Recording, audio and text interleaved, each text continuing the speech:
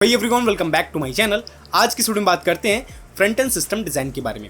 इस वीडियो में हम देखेंगे कि आखिर फ्रंट एंड सिस्टम डिज़ाइन होता क्या है और क्यों most of the top companies में इससे रिलेटेड क्वेश्चंस पूछे जाते हैं।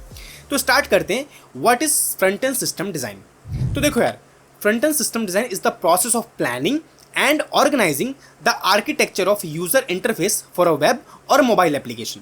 अब आप कहोगे कि भैया आपने इतनी लंबी चौड़ी डेफिनेशन तो दे दी, बट इसका मतलब तो समझाओ। तो देखो यार, बहुत ही सिंपल एग्जांपल से समझते हैं। सपोज आपको एक वेब एप्लीकेशन बनाना है, अभी के लिए बैकएंड को साइड रखते हैं, हम फ्रंट एंड लेवल पे बात करें, ठीक है। तो जब भी आपको वेब एप्लीकेशन बनाना होता है तो आप फ्रंट एंड लेवल पे क्या क्या चीज़ें करते हो? आप कंपोनेंट्स बनाते हो, आप अपने ऐप के यूआई को डिज़ाइन करते हो, आप अपने ऐप के यूज़र एक्सपीरियंस को बेटर करते हो।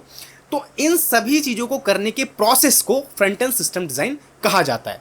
मतलब फ्रंट एंड आर्किटेक्चर को प्लान करना और ऑर्गेनाइज करने के प्रोसेस को फ्रंट एंड सिस्टम डिज़ाइन कहा जाता है।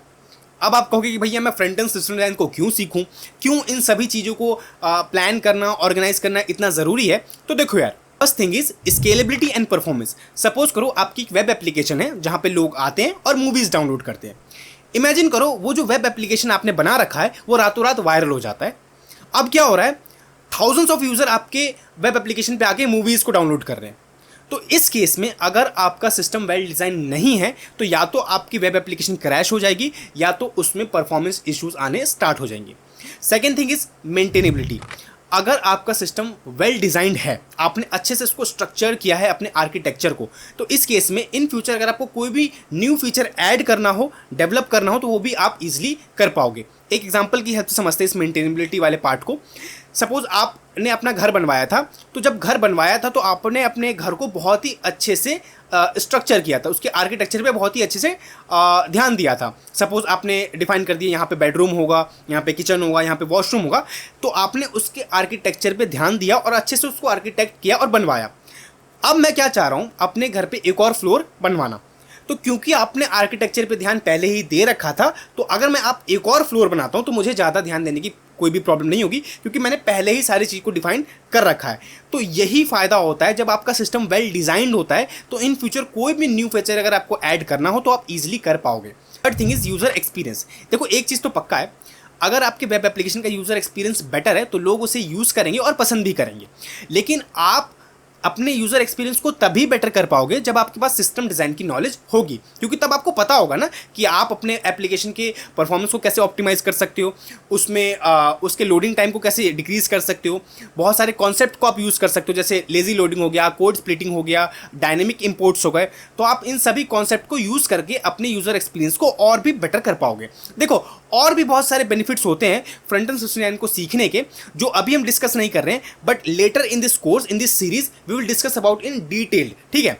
अब बात करते हैं कि क्यों most of the top companies ये एक्सपेक्ट करती है कि फ्रंट एंड डेवलपर्स को सिस्टम डिज़ाइन की नॉलेज हो ही। देखो, जो इंटरव्यूअर होता है ना, मेनली कुछ ही पॉइंटर्स पे फोकस करता है। जैसे कि वो ये समझना चाहता है कि ये जो डेवलपर है इसको इस चीज़ की समझ है कि नहीं कि कैसे एक एप्लीकेशन को एंड टू एंड डिज़ाइन किया जाना चाहिए, या अगर मैं इस डेवलपर को एक माइक्रो सर्विस डिज़ाइन करने के लिए दे दूं तो इस चीज़ को ये करने में कैपेबल है कि नहीं, या मैं इस डेवलपर को एक माइक्रो फ्रंट एंड डिज़ाइन करने के लिए दे दूं तो क्या ये उसको डिज़ाइन करने में कैपेबल है, या इस डेवलपर को ये चीज़ें पता है कि कैसे एक एप्लीकेशन को स्केलेबल बनाया जाता है, या इस डेवलपर को इसके बारे में पता है कि किसी भी एप्लीकेशन के लिए क्या क्या इंपॉर्टेंट पार्ट्स उस एप्लीकेशन के लिए होते हैं। तो इन सभी चीज़ों की नॉलेज होना बहुत ही ज़रूरी है जब भी आप किसी भी सीनियर पोस्ट के लिए जा रहे हो as a front end engineer. अगर आप फ्रंट एंड सिस्टम डिज़ाइन को सीख लेते हो तो आप किसी भी तरीके के सिस्टम डिज़ाइन के इंटरव्यू को क्रैक कर पाओगे। अब देखो, इसका मतलब ये नहीं है कि फ्रंट एंड सिस्टम डिज़ाइन सिर्फ इंटरव्यूज़ के लिए पढ़ना होता है। जितने भी कॉन्सेप्ट आप थ्रू आउट द कोर्स सीखोगे वो सारे आप रियल लाइफ में यूज़ करोगे, एक्चुअल एप्लीकेशन पे यूज़ करोगे जब आप लार्ज एंड कॉम्प्लेक्स एप्लीकेशन पे काम करोगे। तो आई होप आपको ये समझ में आया होगा कि फ्रंट एंड सिस्टम डिज़ाइन होता क्या है और इसे सीखना क्यों ज़रूरी है। तो अब बात कर लेते हैं कि इस थ्रू आउट द कोर्स में, इस थ्रू आउट द सीरीज़ में हम क्या क्या सीखने वाले होंगे। तो सबसे पहले हम स्टार्ट करेंगे नेटवर्किंग से, देखेंगे कि जो वेब एप्लीकेशंस होती है वो काम कैसे करती है। उसके बाद हम कुछ प्रोटोकॉल्स के बारे में पढ़ेंगे, फिर देखेंगे परफॉर्मेंस के बारे में, अपने वेब एप्लीकेशन की सिक्योरिटी के बारे में बात करेंगे, हम बात करेंगे लो लेवल डिज़ाइन के बारे में, हम बात करेंगे हाई लेवल डिज़ाइन के बारे में, हम बात करेंगे एक्सेसिबिलिटी के बारे में, और भी बहुत सारी चीज़ों के बारे में हम बात कर रहे होंगे इस कोर्स में, ठीक है। तो अगर आपको ये वीडियो पसंद आई है तो प्लीज़ इस वीडियो को लाइक कर दो। कुछ भी वैल्यूएबल कंटेंट मिला इस वीडियो की हेल्प से तो आप प्लीज़ इस वीडियो को लाइक करके मेरे को थोड़ा सा मोटिवेशन दे देना। कुछ भी डाउट है इस वीडियो से रिलेटेड तो प्लीज़ उसको कमेंट करके मुझसे पूछ लो, मैं जवाब दे दूंगा। आपने अभी तक इस चैनल को सब्सक्राइब नहीं किया तो प्लीज़ सब्सक्राइब कर लो, जिससे आने वाली सारी वीडियोज़ की नोटिफिकेशन आप तक पहुँच जाए। तो आज के लिए इतना ही, थैंक्स फॉर वॉचिंग।